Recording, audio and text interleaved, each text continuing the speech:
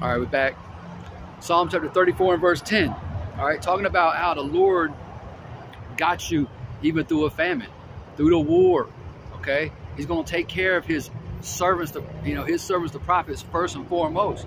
But if you're one of those believers out there, if you're one of those sincere men and sincere women and sincere children who believe, He got you too. All right. It says, Psalm chapter 34 and verse 10, young lions do lack and suffer hunger, but they that seek the Lord Yahweh shall not want any good thing. That's right. They that seek the Lord Yahweh B'Shem Yahushua shall not want any good thing. All right. You're not going to be lacking for raiment. You're not going to be lacking for food. All right. And first and foremost, you got this wisdom, knowledge, understanding. You got this treasure in an earthen vessel. There ain't nothing better than that. Okay. Remember, I was just in the book of Job. Job, again, who represents the elect, man, remember, he lost everything, man. Hey, the Lord took everything away from him. But what happened? He didn't lose his integrity. He didn't lose his spirit. He didn't stray away or deny Yahweh B'Shem Yahushua. So the Most High, what happened? The Most High blessed him in the end, man. All right? That's a beautiful picture of what He's going to do for His elect men. He's going, if you forsaken, the scriptures talk, Yahushua Himself said, if you forsake women and brethren and children and lands for my sake and for the gospel of the kingdom of heaven, then you're gonna get back what you lost. Some of y'all 100-fold, man.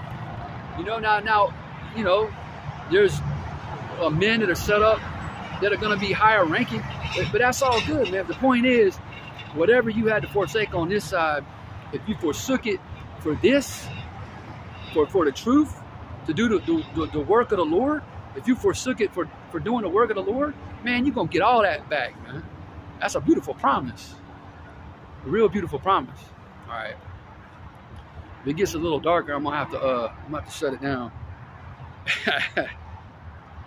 And the sun, it says, real early these days. I don't like this time. The only reason I like this time of year, being in South Carolina, being in like the middle part of South Carolina, it's oppressively hot, like 9 months a year, So we get a reprieve during the end of November, into December and January, and then it starts warming back up. So, but the only thing I like about this time of year is like it gets a little cooler, I hate this time of year, man, because it's nothing but madness, man. Spiritually, it's a real dark time of year. The Halloween bullshit, Thanksgiving coming up this coming week, pagan folly.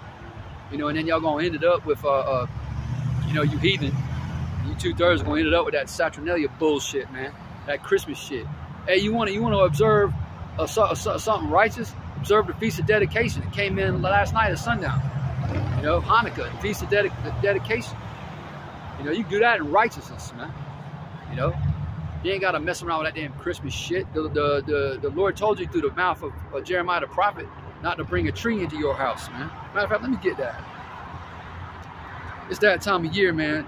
Like I said, the only reason I like this time of year is because it gets a little bit cooler. Especially when you work outside, hey, you work outside in South Carolina. Jeremiah chapter 10, I'm going to start at the top in verse 1. Jeremiah chapter 10 and verse 1, hear ye the word which Yahweh speaketh unto you, O house of Israel. See, so this ain't for everybody, man. This is just for the house of Israel. Jeremiah talking right here, this message that he's about to bring out is only for you Israelites, man. All right, it says, thus saith the Lord Yahweh, learn not the way of the heathen. And what if 2/3 of our people done learn the way of the heathen? What did we do? We had learned the way of the heathen. None of us was raised up in an Israelite home. I wasn't raised in an Israelite home, man. I didn't find out until my early 40s. Some brothers don't find out until later in life.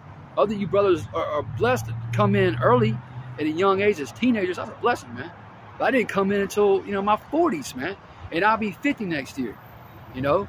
We all learned the way of the heathen, man. We all celebrated those customs because that's what we were taught, man.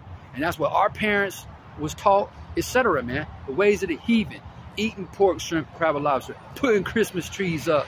Celebrating Easter. Celebrating Thanksgiving. That's an abomination, man. These things are abominable in the eyes of the Lord. It says, thus saith the Lord Yahweh, learn not the way of the heathen, and be not dismayed at the signs of heaven. Hey, It's like, for the heathen are dismayed in them, right? Because you got chariots up in the heavens, you know, manifesting. All right, you got all kinds of fearful sights and wonders that are coming, man, in the heavens. All right, and a lot of these people are spooked already. Hey, wait till the lights go out, man. And rolling blackouts is coming to Babylon. I just